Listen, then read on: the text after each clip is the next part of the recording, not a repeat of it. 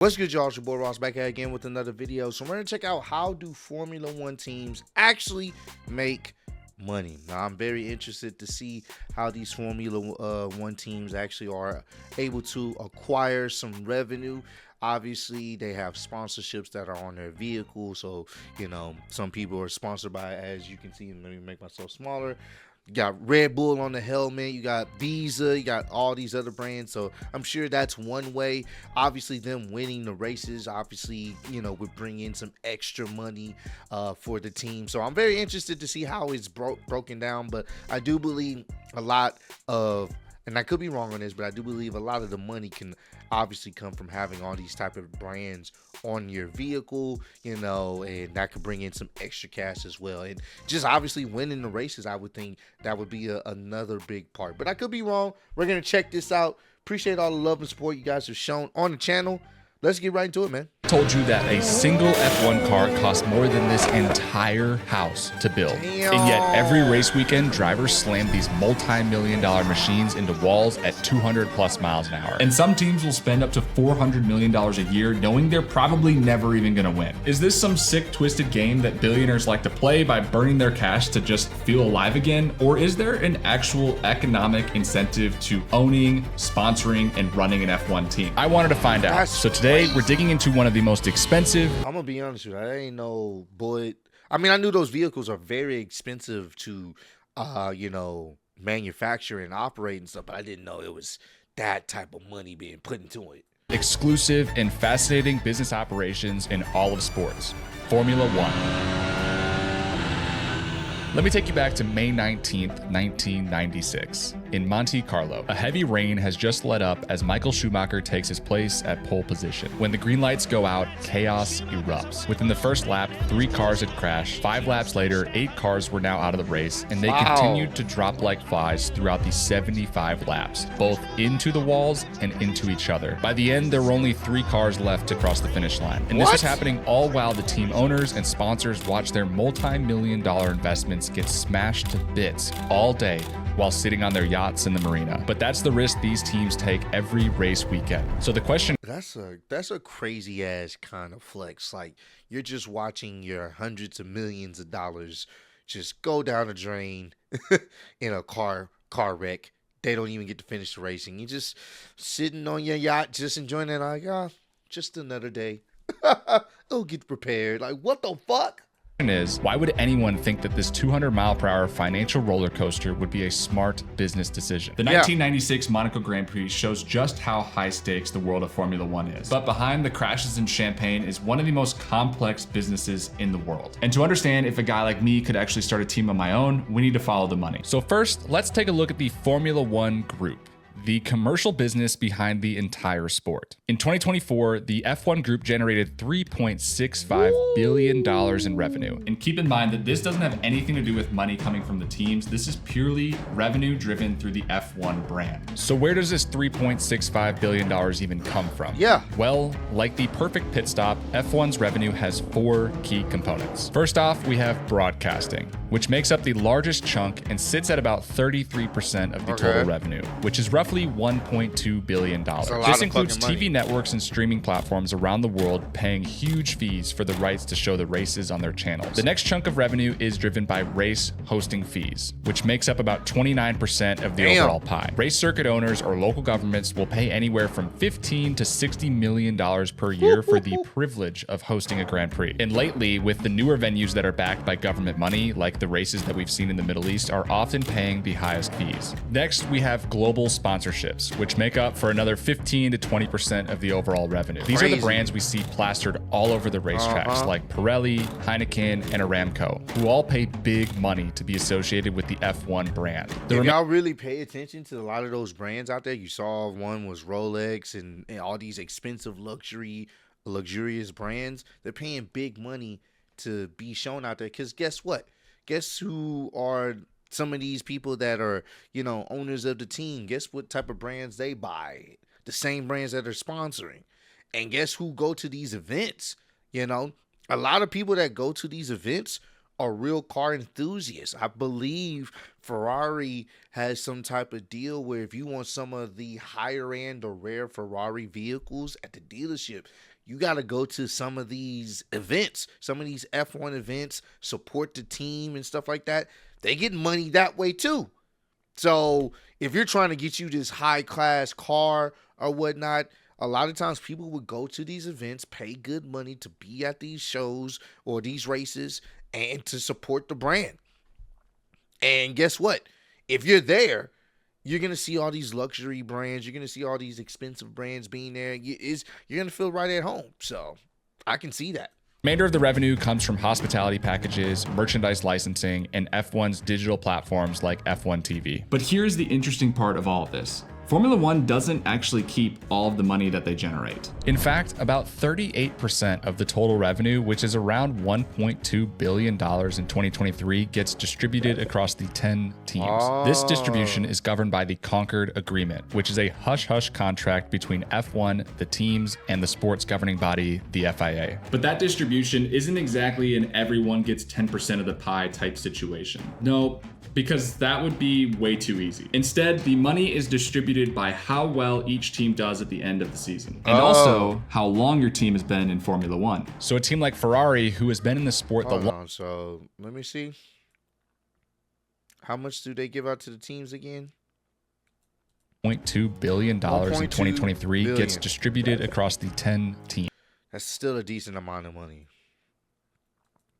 Been in Formula One. So a team like Ferrari, who has been in the sport the longest, gets to add additional historical bonuses to their distribution, which means that if you're Ferrari or Mercedes, you might get over $150 million in prize money, while a team at the back of the pack might only get 60 to 70 million. And that sounds like a lot until you realize how much it actually costs to run one of these teams. You see, prior to 2021, there were actually no rules on how much an F1 team could spend. So the bigger teams could just dump as much money as possible into their team, hoping that they would win. And that number often got up to as high as $400 to $500 million, with the budget being split across a few key things in each team. The first and obviously most expensive was the car itself. Hundreds of engineers work on the cars and they spend millions on research and development to gain even a tiny performance advantage. Every piece of the car is purpose-built and every car that comes off the line is a prototype, often with one-of-one components. Included in the car are the actual power units, more specifically the highly complex, technically superior F1 hybrid engines. If you're a team like Haas who buys the engine from a manufacturer like Mercedes or Ferrari, you can expect to spend about $15 million per year for your engine. Then we have the people it takes to run the team. Most of the top teams will employ anywhere from 800 to 1,200 people, while that number sits a little closer to 3. And when you really think about that, that is really crazy that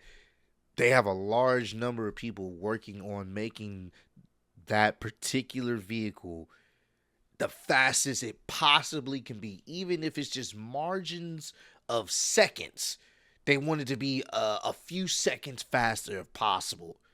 And a lot of money, a lot of hard work goes into making sure that car or that F1 vehicle is the fastest it could possibly be.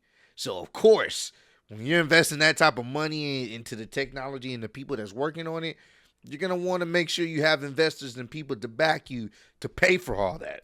To 400 at the smaller teams. You also have to factor in logistics to transport your traveling circus all over the world, across 24 races and shipping replacement parts and upgrades from the factory to the team throughout the year. So as you can imagine, those costs can easily spiral out of control. And we haven't even mentioned the guys that are willing to jump into these death traps and drive them at their maximum speed, the drivers. Rookie contracts are typically around $500,000 per year, and these salaries can run as high as $55 to $60 million per year for drivers like Lewis Hamilton and Max Verstappen. In fact, 60 million oh,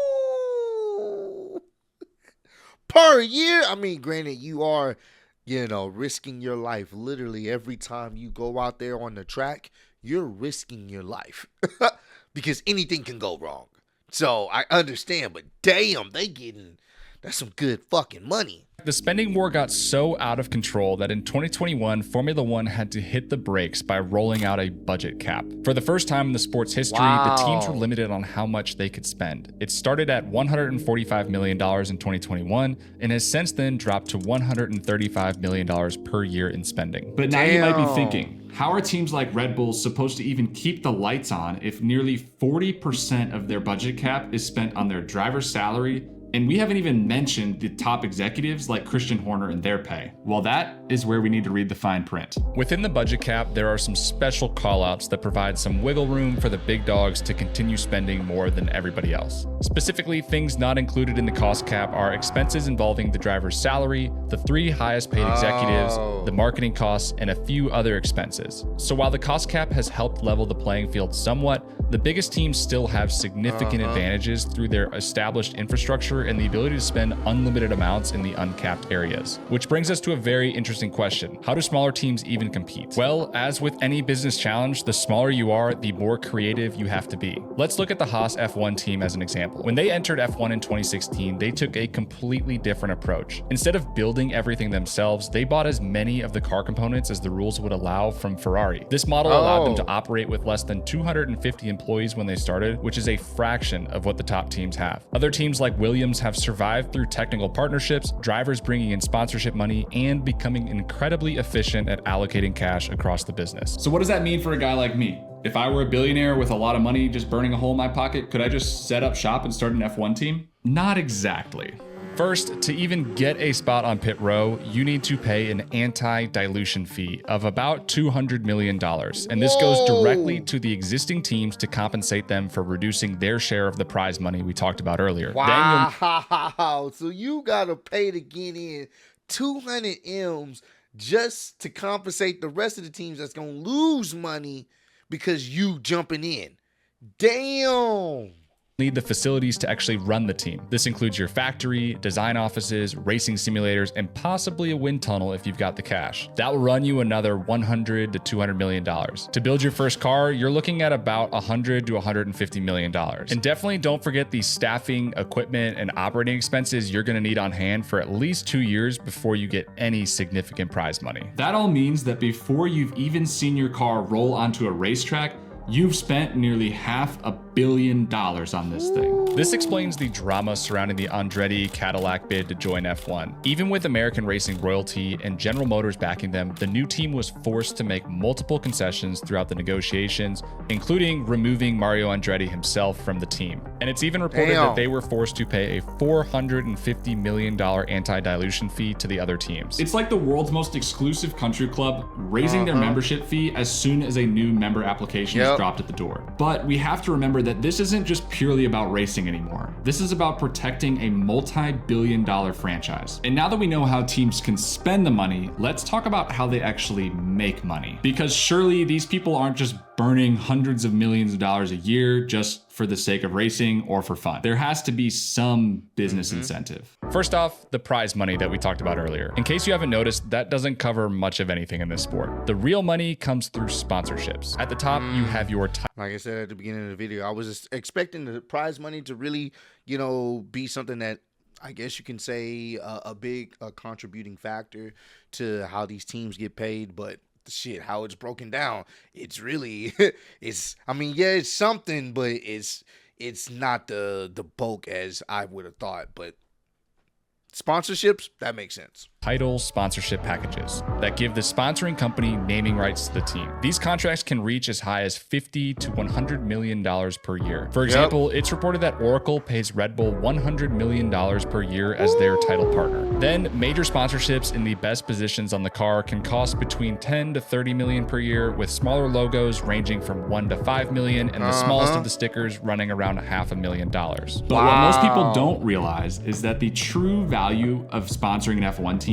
doesn't actually come from seeing your logo zip around a track. Instead, it's all about what happens behind the pit. This is the Paddock Club, and it's F1's exclusive hospitality area where companies bring clients, make deals, and network with other major corporations. A single weekend pass will cost you thousands of dollars, and many business deals worth millions are made there over race weekends. This is especially valuable for these B2B companies like tech firms, consulting companies, and financial services who aren't marketing to everyday consumers like you and me. Which just adds to the lure of the F1 weekend. By sponsoring a car and getting to close deals worth hundreds of millions of dollars, all while watching your investment zip around a track at 200 miles an hour, that $50 million sticker doesn't look too bad anymore. But this still brings us back to our big question. Can an F1 team be profitable, or are they just burning cash for fun? Well, historically, most teams operated at a loss, mainly supported by wealthy owners or automotive manufacturers who just viewed this whole thing as one big marketing expense. But with the new budget cap in place, the landscape has adapted, and teams are now finding ways to turn their marketing side projects into profitable,